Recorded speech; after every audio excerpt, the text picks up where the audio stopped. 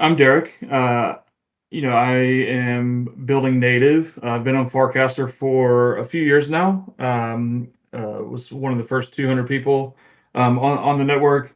I grew up kind of around computers at an early age in the 90s and learned to program very early. Found this little thing called Quick Basic kind of tucked away in Windows in the System 32 folder. Shout out to anybody who knows that one. And started making some money programming games on a TI-83 for my friends in middle school. Learned Visual Basic, via a CD out of the back of a $60 book from Barnes and Noble when that was a thing. And really just grew up on the internet. I grew up in the era of Oregon Trail and Roller Coaster Tycoon and GeoCities and Angel Fire and was a part of a fantasy wrestling league when I was in the eighth grade, and it basically took place over the forum.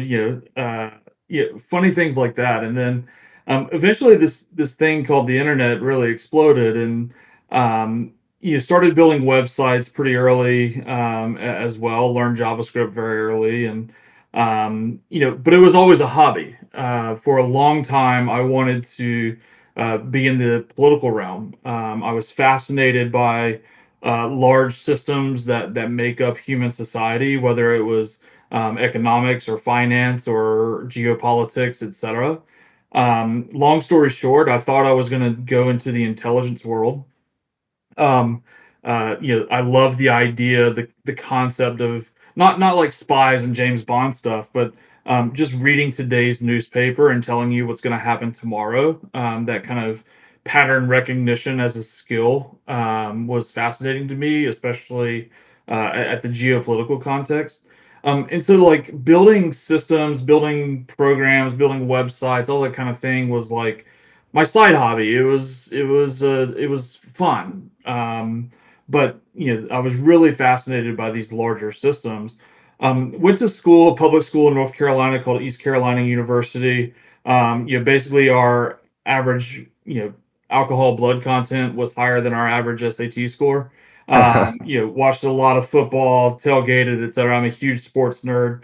And graduated with a dual degree in political science, concentration in international terrorism, and philosophy with a concentration in religious studies, which actually dovetailed into one of the most seminal events in my life. I kind of converted to Christianity, and actually went into ministry for quite a few years.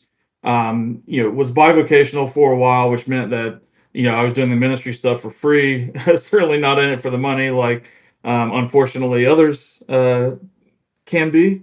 Um, but my first kind of real adult job was I applied to a listing on Craigslist in my local town in Eastern North Carolina at the time, and uh, it was a web developer. Basically this company that sold networking services. This was the middle of the financial crisis, so '07, '08.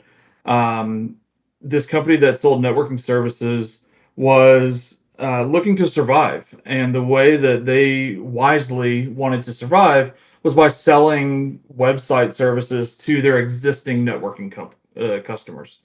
um, Problem was they didn't know how to build a website, and so they they put a listing up on Craigslist. I found it. I quit my three jobs. At the time, I was working in food service and in FedEx, loading trucks during the graveyard shift at 3 in the morning, and started making websites for a living for $26,000 a year, and found out that I was pretty decent at it, and kind of worked my way up from there.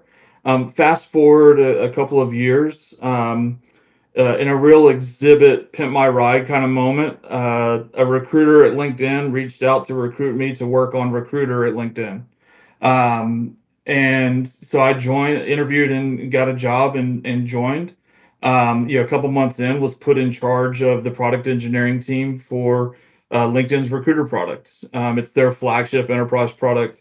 And I led the product engineering team for that product for a couple of years. Um, it was at LinkedIn that another engineering manager was like, "Hey, have you seen this?" This is like 2013, maybe 2014. he handed me this thing that was being called the white paper.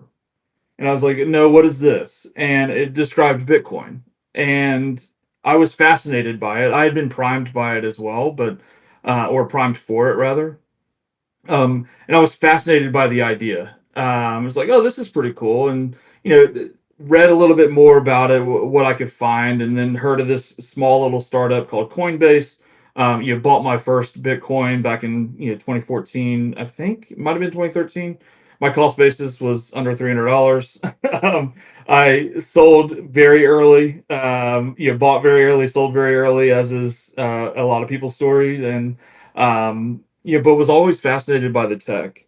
Fast forward in my career, I had joined a company called Adapar, which was founded by Joe Lonsdale. I ended up as the VP of product development there, where I led about 60% of the engineering team, all of product, all of design, QA, content marketing, etc.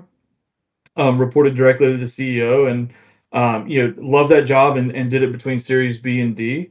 But we raised the Series D, and I just kind of felt done, and wanted to go earlier stage, and so joined a TechStars backed startup, initially as CTO, became CEO along the way.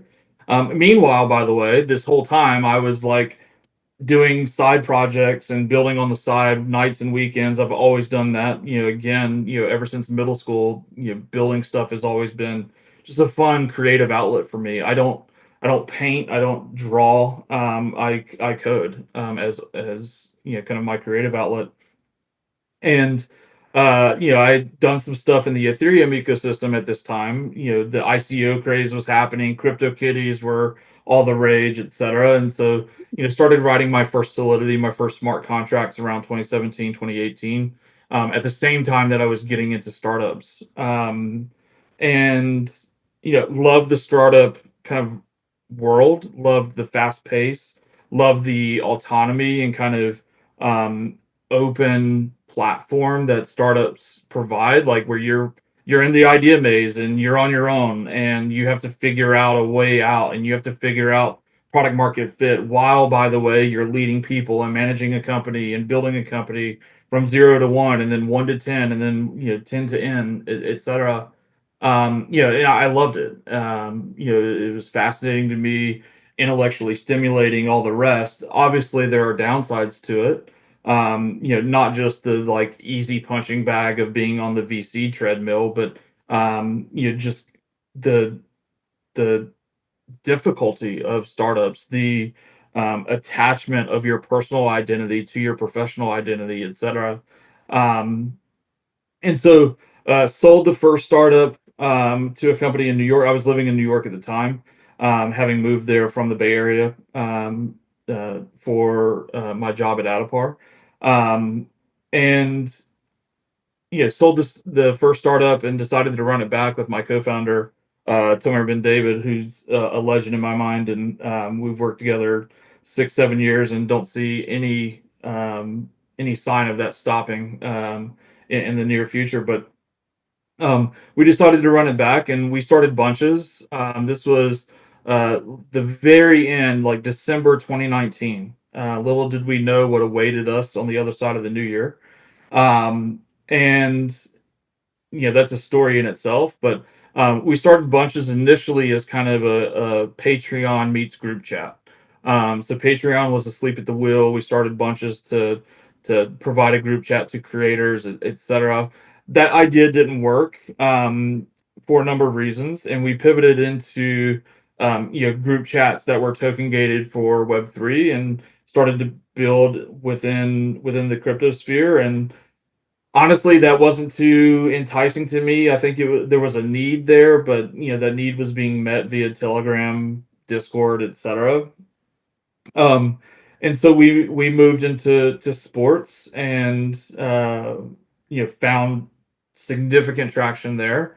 Unfortunately, as of about a couple of weeks ago, despite fantastic traction and people spending 20 minutes a day in the app, etc., we were able to get to a semblance of scale, hundreds of thousands of users, etc. The business environment just wasn't in our favor, and so we decided to kind of wind it down. Um, And during this kind of period, I've been noodling, being on Farcaster for a while. I've been noodling around. Okay, what does a decentralized social layer actually enable? The current iterations that we've seen are all kind of Twitter clones, right? The short text feed, etc. You get some experimentation. You look at something like Dracula, with kind of a TikTok analog on decentralized social layer, but what does it really enable at scale? And that's kind of where the seed idea of native came from. And yeah, the seed idea of native as of about 6 7 months ago was the idea that there should be a social network dedicated to communities, not to individuals. And so channels on Farcaster kind of taps into that, but I think it's an extraordinarily under leveraged resource. There's not a ton of product thinking going into channels, et cetera, for good reasons. But um, so Native started as kind of a channel centric client built on Farcaster. It's since evolved by quite a bit, as you can imagine, where what does a client that looks much more akin to GeoCities resemble? And that was kind of the next kind of iteration in the idea maze for native, and where people kind of have this community that they live and breathe in, right? And that kind of transcends channels, that transcends the individual feed, etc. And so I always loved GeoCities growing up. A lot of people may not remember it, but essentially it was kind of a Web 2 thing. You had your own, you think Tumblr, but Tumblrs would be kind of organized into neighborhoods. So you had a Silicon Valley neighborhood, and all of those Tumblrs were about, all of those pages were about tech or Hollywood, and all of that was about entertainment and actors and movies and things like that. And so started thinking through what a new wave GeoCities built on top of Farcaster would look like, where everyone had a home that you could, kind of self-select and organize into neighborhoods. And then from there it was just a hop, skip, and a jump from, okay, we have Farcaster humans inside of this city organized into neighborhoods where they really like their neighbors, and there's these cozy corners, which is kind of the phrase on Farcaster, organized by neighborhoods, etc. It's like, well, you know what do cities need and thrive, like real cities, whether digital or analog, IRL, URL. They have places that people live and businesses, and they're vibrant, and they have a culture, and there's plenty of citizens to interact with and things like that. And from there started thinking about the intersection of what I was thinking about for native with the rise of AI agents. And it's like, well, what if you had a crossbreed between GeoCities and something like The Sims or Roller Coaster Tycoon, where there was economic activity happening, powered by these NPCs, these AI agents that they may not be playable characters, but they are characters, and citizens acting within the world. And what if that digital behavior within this, kind of Sim City, if you will, created real world value that humans could benefit from, that created not just entertainment value in the sense of kind of a feed of content that you could interact with and things like that, but real economic value.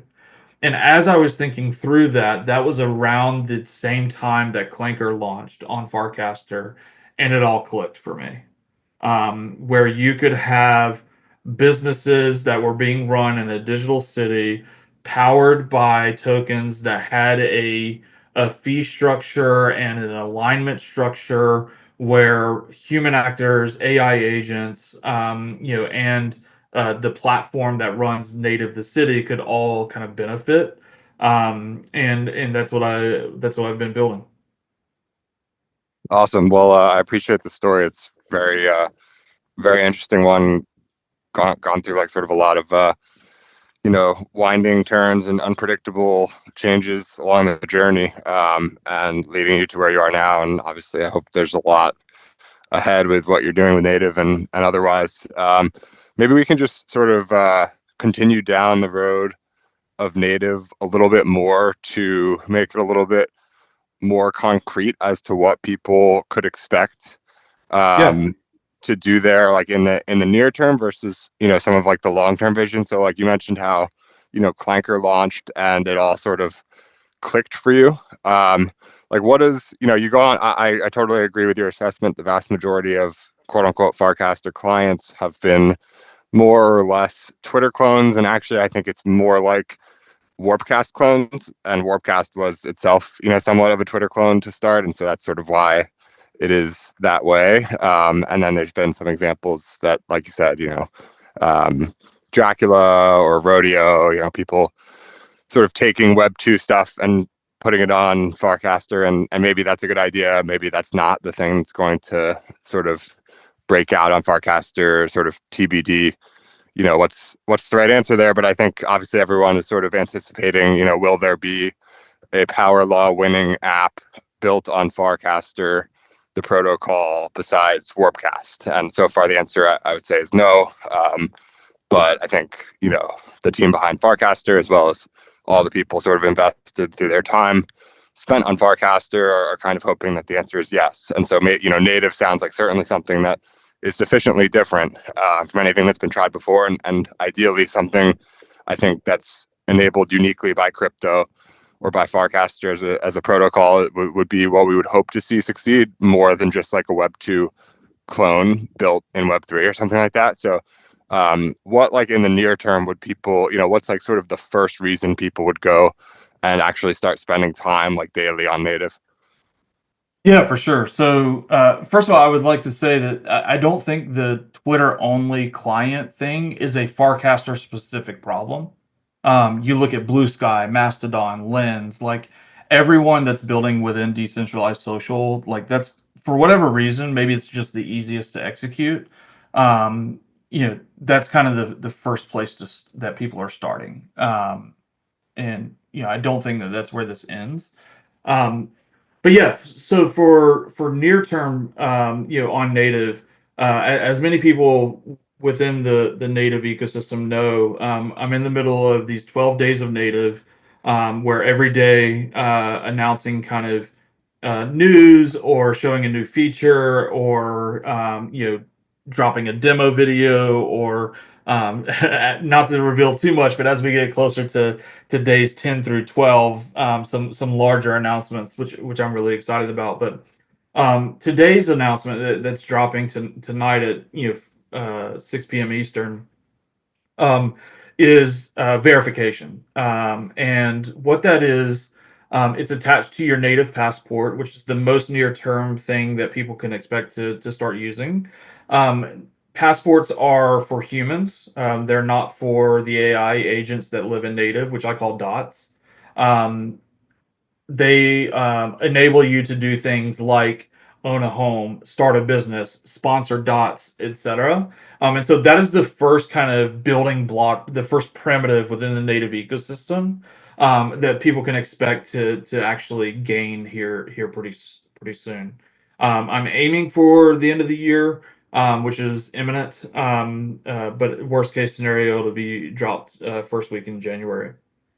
Um, Verification is a part of that leverages the Farcaster protocol. So things like the Nanar user score, things like your social activity on Farcaster, those are inputs into a larger kind of automated Turing test, if you will, for separating out human actors from AI agents, so that as you're interacting within the native world, you can kind of see okay, this person is human, this is a dot, etc. By nature of passports, and their verification, and I don't have to build a lot of that from scratch because it is leveraging your Farcaster activity, right? And so that's just like one example of a near-term thing that leverages the protocol, not necessarily Warpcast, but certainly the protocol, Yep. and benefits kind of the native ecosystem.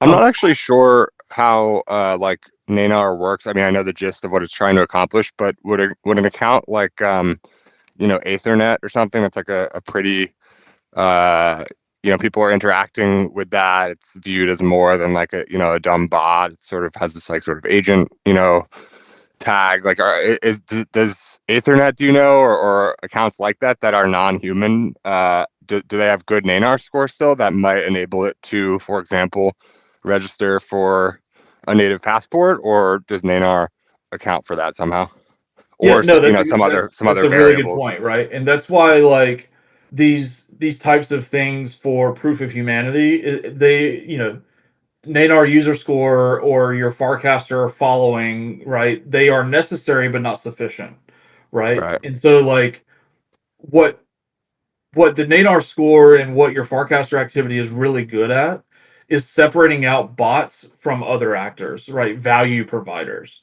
The problem is, to your point, value providers can both be either human or AI. And so you need some other things on top of social activity to separate out human actors from AI agent actors. And I suspect that that's going to get harder and harder over time for hopefully obvious reasons, especially to your audience. But to start with, there are things like what Interact is doing with the Persona NFT. It's not perfect. It's kind of kitschy and cheesy, but at the same time, I think they do a really good job of like making you jump through hoops to prove humanity. And so we've taken that into account. There are things like even as simple as Google's reCAPTCHA that actually measures how you're interacting with with a site or an application that can actually feed into kind of a verification score. And those are things that I'm utilizing, right? So for instance, behind the scenes, anonymously and privately, of course, um, as you go through creating your passport, your behavior is being fed through reCAPTCHA, right? That generates a like likelihood of humanity score, and that is weighted as well in the verification score alongside your Farcaster activity, alongside a Nanar user score, alongside these other kind of Hmm. inputs. Which is it gets us closer. It's not perfectly flawless, of course, but it gets us closer to is this person actually human or not? Yeah, so that's interesting, sort of some of the nuances there. But coming back to like sort of the motivation, are you actually interested in like, is the primary objective to separate humans from, AI or agents or whatever, or are It you is. really interested in separating, like, would you like, so here's an example. So say you have a human who, posts like just kind of garbage, like here's a give, some giveaway, like, or like they're just like sort of spamming like all day, every day, 10 posts, 10, casts on Warpcast every day that are like really low quality. And then you have Ethernet, who like good people are interacting with because it gives good, granted, non-human responses. Would you are you, is your intention to give that low quality human a passport and Ethernet not, not enabling some like an agent like Ethernet to get one? And if so, why is that human distinction more important than the quality distinction, if that makes sense, Yeah. in the context of native? No, it's a great question. Well, first of all, those two things are not mutually exclusive from one another, right? Like if you look at it as a quadratic grid, right, where one axis is quality, the other axis is AI to human. You kind of want that upper right? High quality Sure. humans. Yeah, you can be targeting both basically. It's like no That's exactly no right. no AI and no low quality humans, only high quality humans. That's correct, and Right. that's the idea of passports. And so it is not to be very clear. There's a reason I referring to it as verification, not just human or not, right? Right. If that's all I wanted, then I would just include reCAPTCHA and that's it, right? Yeah. Um, the the verification is actually not binary. it's not a true false is human true false, right? It is a grade, literally like a school grade. So if you have a high quality score from Nanar, from Farcaster, as measured by the protocol, and you're human as measured by those things plus things like root captcha, proof of humanity, NFTs, etc. Then your grade is a high B or an A or an A plus even, right? And so there's actually kind of a weighted grade there, versus someone that may be lower quality, but we can determine that they're human, right? Not that humans are low quality, but their content is low quality. Right. Um, and uh, they would get a lower grade, right? Versus a bot like Ethernet, Ethernet may get a high quality score, but because they're not human, they would try to mint a passport and actually not pass. The ability, at least that's the idea, right? To not be able to get a passport, and the reason for And that is oh yeah, because go the on. longer term vision of native is to actually enable AI agents to benefit humanity, right? Like we are missing the Asimov equivalent of the three laws of AI agents, right? Um, you know, we're all scared that they could go rogue and things like that. I don't see that happening anytime soon. I'm willing to eat those words, and we can talk about that as well. But at the same time, like there could be a flip at any moment that we're unaware of. And all of a sudden agents and models start showing intention or creativity or both, and kind of some equivalent of free will. And then it's like then there's an open question, right? It's like what are we doing to protect the kind of concerns of humanity? I'm kind of thinking through that and prepping for that now. And one of the things that you need to be able to do in order to do that is actually separate out who's human and who's not. Okay, so given that, it's interesting. I'm curious to know um, your view on, you said like you think it's unlikely that we have this sort of like rogue AI, but then at the same time, it sounds like you're to some degree what the way you're thinking about building with native um, is almost like sort of a hedge against, maybe hedge isn't the right word, but like somewhat of that hedge against like this potential reality where, like you said, suddenly AI does prove to like sort of be acting with intention and creativity and some semblance of free will. Is that like, first of all, I'm curious to hear like, your thoughts on this more generally. Like it sounds like you've spent some time, looking into it and thinking about it, where AI is, where it's going. Like people are, freaking out about the models getting a lot better, a lot faster, but like there's this question of, are we sort of optimizing on this path that only has so much room to run? And it sounds like you've got some thoughts there. And then separately, um, if you don't think, that that's going to happen, that AI is going to become this like sort of, you know, quasi-human or superhuman actor, is it like, how do you navigate building something for a future that you um, somewhat doubt is going to occur? Or maybe I'm misunderstanding that. Yeah, it's not that I doubt that it's going to occur. I think it might. I just don't think that we're near it yet. So What is near, like in like 5 years, 10 years, 50 years? I would say like 5 to 10 years. Okay. Is, So is that near. you think it could happen in five to Yeah, 10? I Okay. definitely think it could happen. Okay. Um, That's pretty fast actually. yeah, but I mean, it's not as fast as some people think, right? Sure. Like Yeah. the O3 model being AGI or whatever. Like that's a dream world to me, right? Like Okay.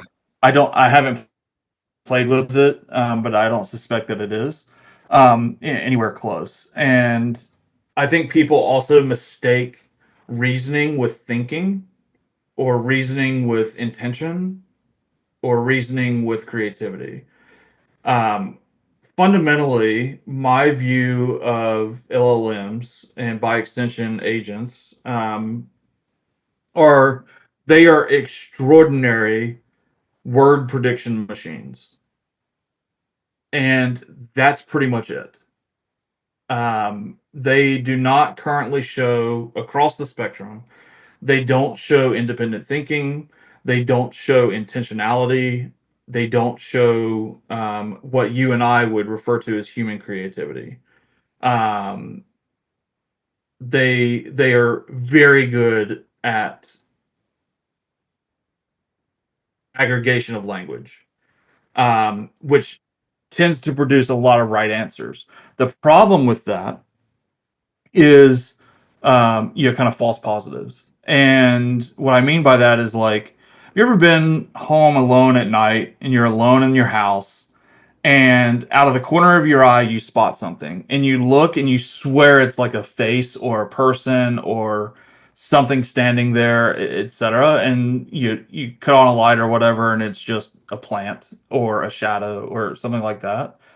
What that means is like as humans we have a very strong tendency to see, recognize, etc., things that are human, and that's kind of an evolutionary trait. We see faces where there aren't faces, etc. When we see a LLM produce something that seems deceptive, we ascribe deception to it when in reality it's just a bug, right? When in reality it's a hallucination, when in reality it's just like bad output. It is not, and this may be where I'm wrong. I hope I'm not, but it is not that these models are conniving to deceive us as humans. It's just bad output. Right. Um, and I think that is kind of a line that I've yet to see cross. And when it does get crossed, which I do think is past the 10-year mark, that's when we need to start thinking through the ramifications to society. But we should prepare for that world now, because otherwise it's going to be too late. Because we have 10 years basically to provide positive training data to LLMs for what this looks like. And so native is not necessarily a hedge, but more of a harness. That is, how could we utilize AI agents, LLMs that are not people? They are not sentient. They are not, equal to us. How do we harness them for economic value? How do we utilize them as extraordinary tools, which they are? Those are the things that I'm thinking through on a daily basis, and the things that I think native is really trying to do, where they can be in multiple places at the same time. They can undergo multiple transactions simultaneously. They can quote unquote think faster than a lot of humans, and analyze faster than a lot of humans. They can imbibe data faster than a lot of humans, etc. How could we utilize that for humanity's benefit? Those are the things that I'm thinking through in building native. Yeah, that makes a lot of sense. And I think my understanding of it as like, or my sort of question around it, being almost like a hedge for this thing you didn't think was going to happen, was basically that was misinformed on my understanding of you saying like, I don't think this is going to happen near term. I sort of took that to mean, it was like decades away, but you're talking about like, maybe 5 or 10 years, which is certainly within like sort of the purview of, building a startup, or at least especially doing something in preparation for that happening in, 10 years or whatever the exact timeline might be.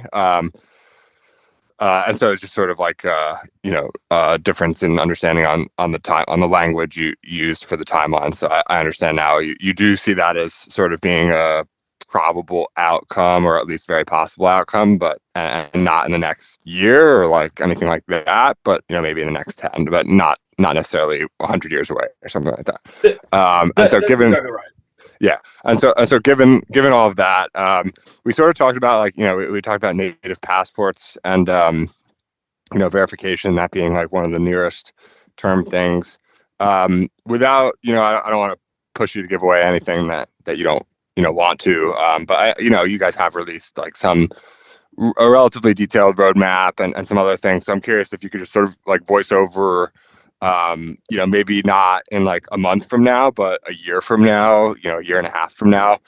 Can you paint a picture for what native could be or what you would like it to be at that point? I understand obviously it's far off. Obviously there's a lot of room to make changes and to navigate the idea maze, like you said. But as of now, do you have sort of a view as to what the most sort of critical experience that you would like to build out over the next year or so would be? Yeah, 100%. So to give you a picture of the next, let's say, 3 months of work here at Native, the first thing is passports, and that's imminent, right? And so that allows people to, own homes, buy businesses, run businesses, sponsor dots, etc. How That is the how are first. these? Sorry, can I just interrupt with Yeah, yeah, sure. how are these homes and dots and businesses like? What is their form factor? Like, are these like NFTs? Are they like things that you can see in like a desktop VR like sort of environment? Like, what are they actually? Yeah, so well, it's a mix of both, right? So they will be represented on chain, just like everything that I'm building, right? So passports are visible on chain, prints will be on chain, or prints are on chain, etc. Homes will be on chain, dot activity will be on chain. Everything is going to be kind of backed by the chain. I'm building on Base, Yeah, and then the social layer obviously being backed by Farcaster. So they will be, kind of represented as NFTs on chain, but they manifest in the native kind of world as homes, right? And fundamentally, like I'm not setting expectations that it's going to be a fully immersive 3D metaverse kind of game. I think the way that I'm thinking about it right now is imagine Google Maps with you can pan zoom, you see the buildings, but it's kind of a rough outline. You click on a building and you get kind of a sidebar, information panel about that thing that you've clicked on. yeah, Um, within native, those clickable things, if you will, would be homes, businesses, and dots, right? Like the that are the AI agents. You can see them moving around. I don't know if you've seen the mini map kind of demo, but imagine that, but at a larger scale. Um, and then as you click on things, you can interact with them just like you can on Google Maps today, right? So, review, look at photos, etc. But within native, there's a lot more actions, right? It's much more interactive than it is kind of the Google Maps read only kind of vibe. And right, so, imagine being able to click on a business and make an offer for it, or click on an empty space that doesn't have a business and start a business there. And in order to do that, you need to be able to sponsor 4 dots, three of which are going to work at this business, and one which is going to, kind of hawk your business, right? Like, things like that. Imagine clicking on someone's home and you actually see a curated page of their content, of their feed, of things that they like to do, of a reading list or a Spotify playlist, etc. Right? right, So it's this large interactive world that is fully on chain. Not necessarily like a metaverse, like I said. It's not like yeah, Roblox, etc. Um, but it is kind of interactive and backed by Farcaster. That content would be kind of social in nature.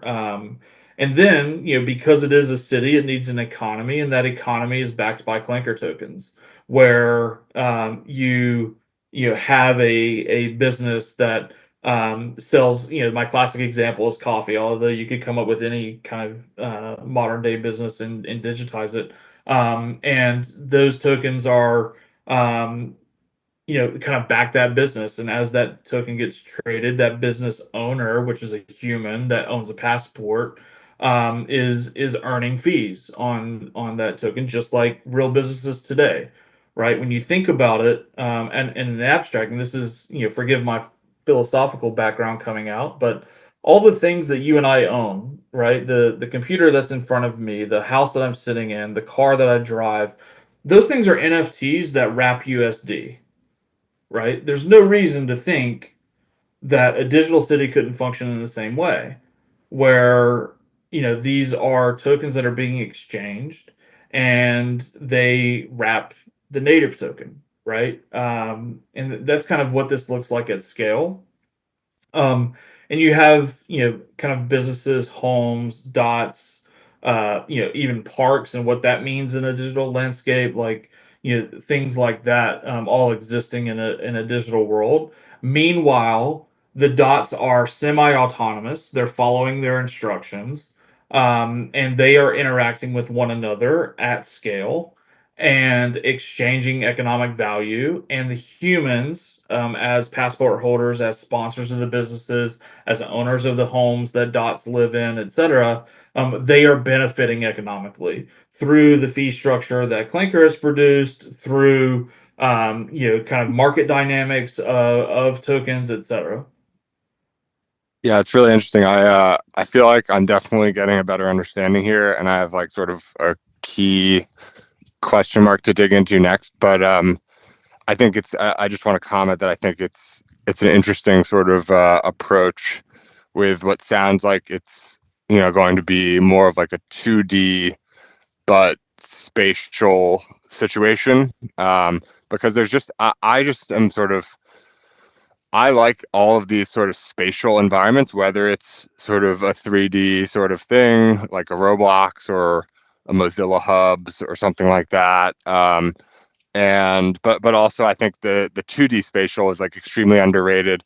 We just end Right. up with these sites, the vast majority of sites are just like not spatial at all. And like people get, crazy about, the hype of VR headsets and whatnot, but like there's just not enough like basically there's not enough like video game like environments on the internet, in my view, for like social things. And that they somehow got confined to like the console slash computer games.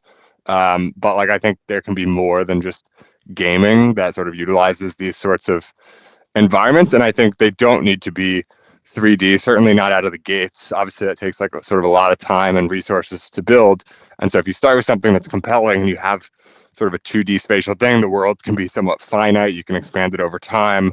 People can have homes like there's suddenly like proximity, between these homes and these businesses and whatever, and you can sort of like surf the map and whatever. So I think it's really interesting. That's exactly right. And think about, like, yeah, I totally agree with you. I think the 2D spatial pieces are, super underrated right now, even though the most used, spatial environment is 2D. It's on our phones. We use it every day. A lot of us, anyway. I know I do, and that's Google Maps, right? Like, it's not interactive. It's not a game. You don't really have any. There's no engagement or retention that they're really concerned with.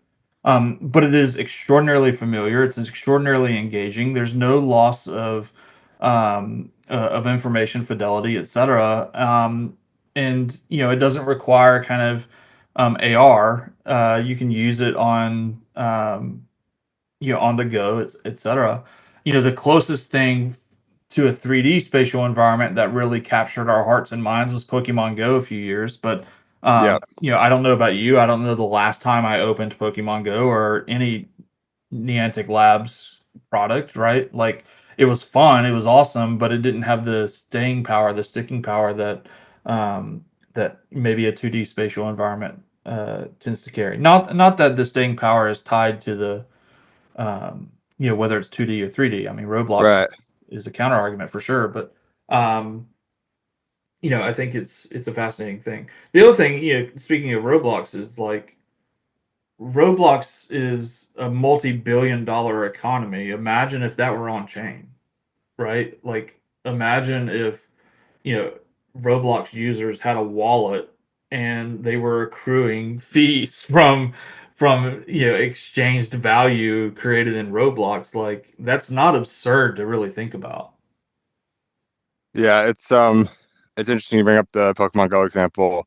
I've said like for I mean, I don't know, this might be a bit of like hyperbole or, over exaggeration, but I think the fact that we haven't seen like I'd have to check. I'm not sure what year that was exactly. My guess is like 7 or 8 years ago. Does that seem roughly accurate to what you would remember that Pokemon Go came out?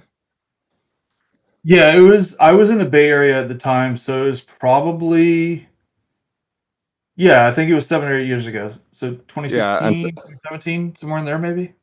that sounds about right. And so regardless, it's like something like that is more than five. And the fact that something like that, but a little more like quote unquote serious, or even not even more serious, just like something, anything else that was like sort of tangential to that or a V2 on that hasn't come about since is like maybe one of the most shocking things that like hasn't happened in the realm of like technology and evolution of technology over the last, however many, it's been several years. Like I saw that come out and I was like, I never really got like too into it personally, but like I tried it and I was just like, this is so cool. And like the things that people are going to do that aren't Pokemon, but have like sort of a similar thing where there's a map and you're walking around, it's engaging and whatever. I was like, so many people are going to try to do stuff here and like there's going to be, a lot of it's going to fail, but like there's going to be like these hugely successful apps built with similar technology.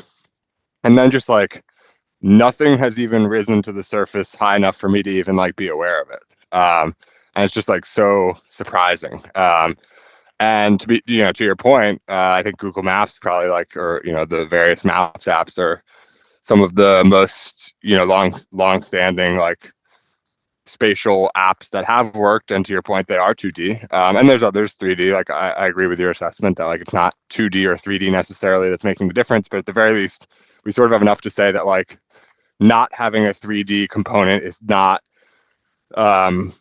going to block you from having success for a long time as an app. That's sort of demonstrated by the Maps apps at the very least. And so I think, we sort of are pretty aligned on all of that. I want to move on to the sort of going further into this, you know, uh, picture that you're painting for native. I think I kind of understand how the various pieces are relating, but and you mentioned like sort of the coffee thing earlier, but can we like drill in detail on what like a business looks like? So there's a few sort of components I understand. It's gonna be owned by a human, which is basically a user with a native passport. Um, it's going to have dots that are like employed, as a part of it.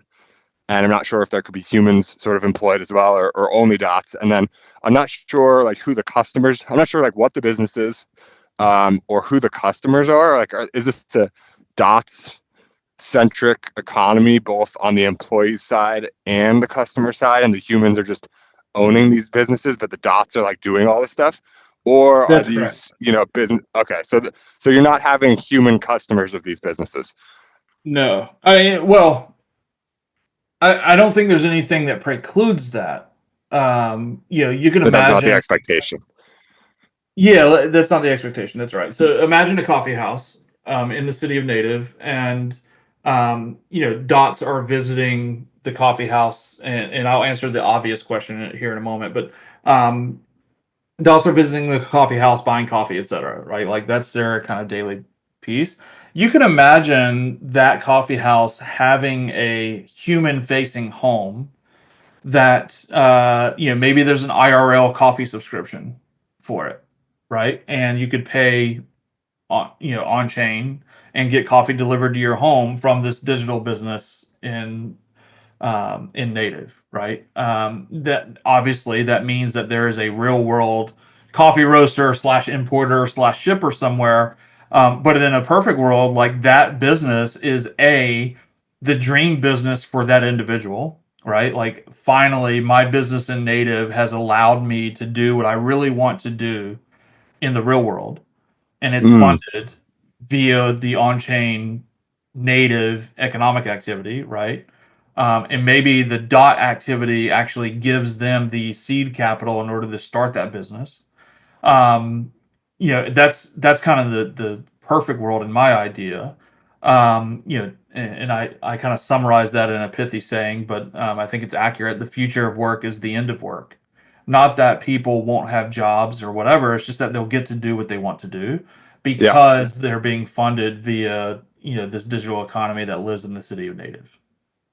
Yeah, Um, that's super interesting. So basically you start with a brand that you sort of can get to work among, in this dots economy, Yep. by getting, correct me if I'm wrong, but other sort of like human participants, native passport holders to instruct their bots either directly to go and like sort of, buy coffee from here every day, or maybe giving them a general enough directive that those dots can sort of decide, I'm going to go engage with this coffee if it, if this coffee sort of, the sales dot from this coffee shop comes to me and says, you can buy coffee from me for, X tokens per day. And that's like under a threshold that, as a dot, my like sort of human instructor has told me that I can participate with stuff, then I'll say like, sure, I'll buy the coffee every day.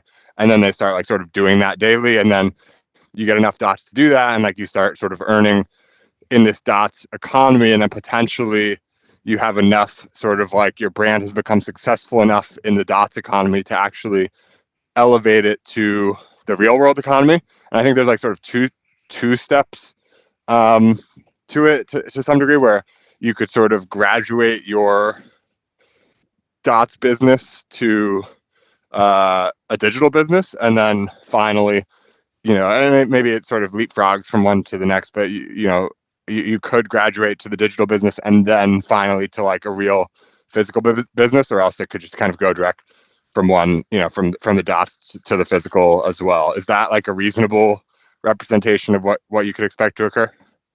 Yeah, 100%. Although I think that there's a very blurry line between what a dots only business and what a digital business looks like. Right? Like those two are probably one and the same. I'm differentiating them as being like my simple delineation between the two would be the customers are dots versus the customers are, or the customers are primarily dots versus the customers are primarily humans. Oh, sure. Yeah, yeah, yeah. That 100%, right? Like you can imagine, real world brands having a presence in native, right? And those would be kind of what you would call digital businesses versus dots businesses. And I think that what you've painted is very in line with what I'm thinking, where there is this kind of, whether it's a formalized graduation process or it's just like natural growth. I think that's 100% in line. And by the way, that's exactly what we're seeing in the economy today, right? You think of, the Paul brothers or the Kardashians or whatever, they start with a brand, and then on top of that they start to layer these, kind of real world products or whatever. They start digitally. It's just digitally is Instagram or Twitch or whatever it may be, and they kind of leverage that into, Mr. Beast, another great example. They leverage that into IRL businesses, right? Mr. Beast, actually from the same, kind of uh, town in eastern North Carolina that I'm from.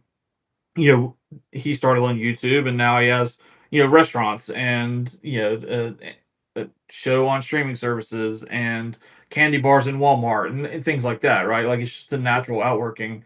The question then is, how do we make that same kind of thing available to everyone? Yeah, that's I think that's a great point, that this isn't necessarily speculating on some new sort of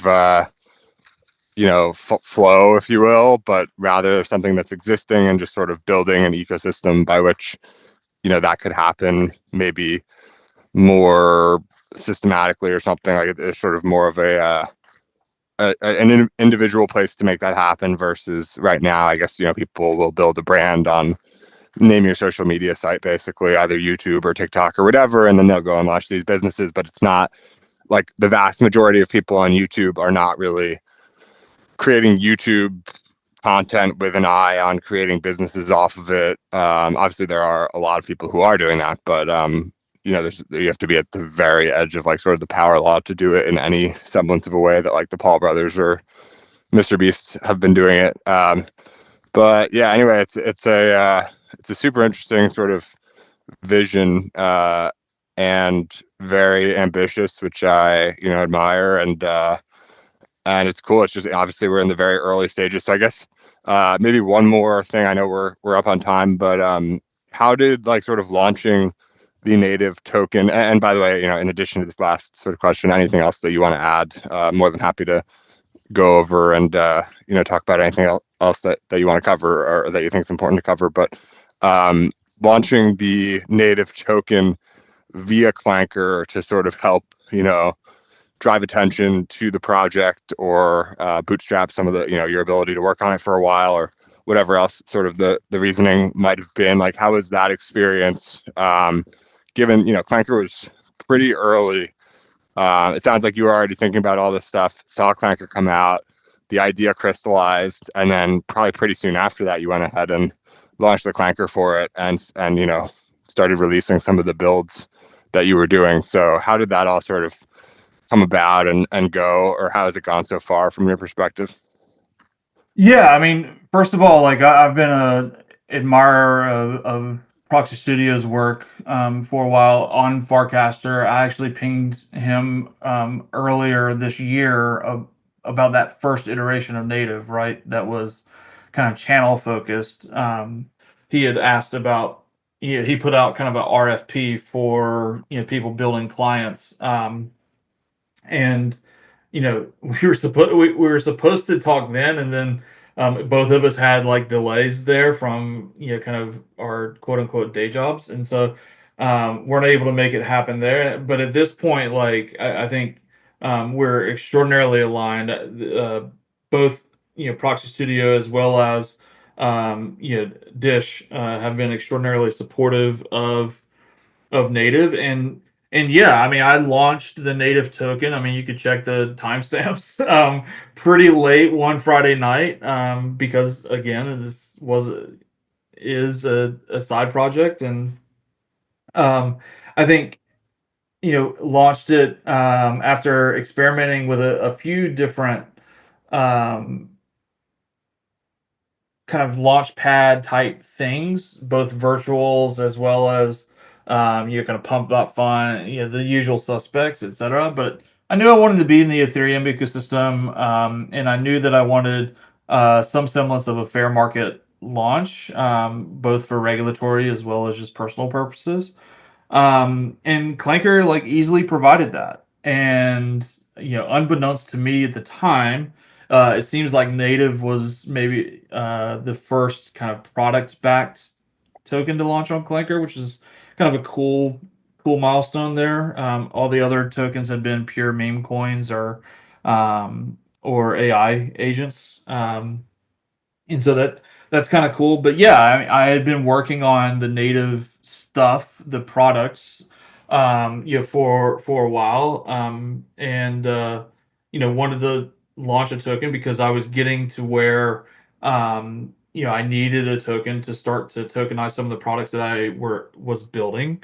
And I could write my own ERC20 contract and have custom functionality on it and stuff like that. But for anyone else building a side project, that speed is everything, and time to market is great. And I've got other stuff that I want to move on to build, and all those kinds of things. And Clanker just made it super easy. Launched a Clanker token just after Thanksgiving, and the rest is history. I mean, I got sniped on my own token. I had to buy my own token at like 500K market cap or something like that already, and I'll be honest, did not expect the reception that it's received, and um, very, very pleased with that. But I also think that an underrated kind of knock-on effect of the token is the social aspect, the support, the social capital,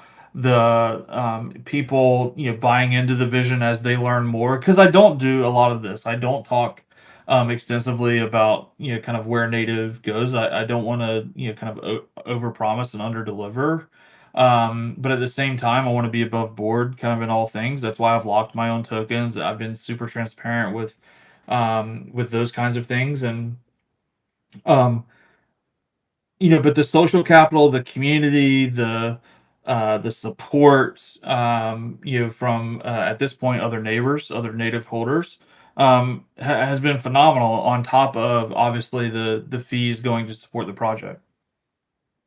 Yeah, it's great. I think it must be cool to have seen the reception given, sort of the expectations you launched with and to have it come in and have people be excited and build that community, build that social capital, like you said, it's a cool way to start off and seems like sort of a natural next step to what you were already doing, which is like you were looking to tokenize some of these assets anyway. So, lastly, where can people who, are listening to this and are like, this sounds awesome.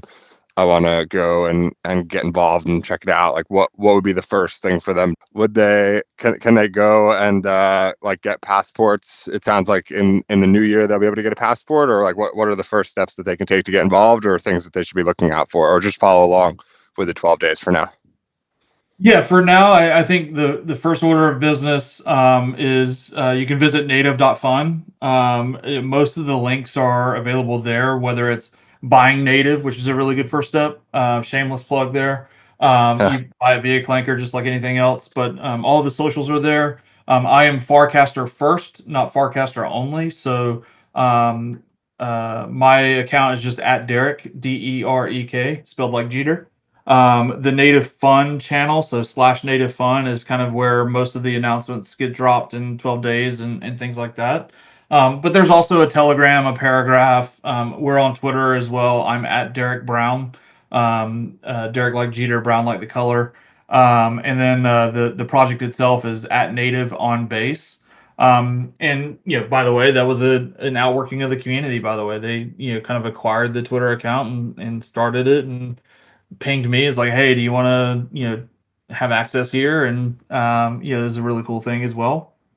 But yeah, native.fun has a lot of those first steps type things. As of the recording of this podcast, you cannot mint a passport. I don't know when it's going to be released, but passports will be imminent for sure.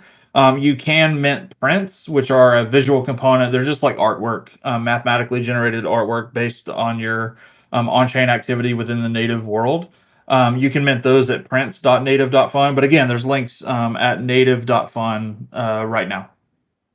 Awesome. Well, thanks for that. And then last, I know I said that's the last thing, but I'm curious. I think you mentioned at the top that you were like one of the first couple hundred users maybe on Farcaster. Do you remember how you got involved on Farcaster in the first place?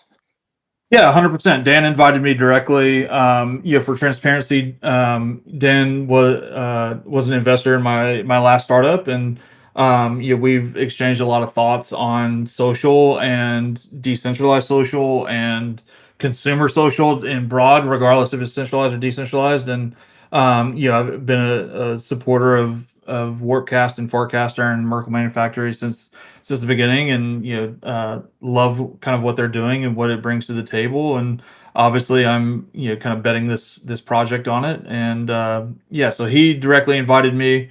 I think I'm fid 193, and kind of been involved in and out since then, but I have really thoroughly enjoyed the Purple People and the fellow community that's currently existing and growing on Farcaster. Awesome. Yeah, no, likewise. And it's always great to connect with, other builders and do it in long form, and audio conversation is sort of my preferred medium, like I mentioned. So it's been a lot of fun, and appreciate you taking the time, and excited to see, keep up with what you're building. Yeah, man. Appreciate the support and reaching out, and thanks for the conversation. For sure. Awesome. Well, happy New Year, and we'll talk soon.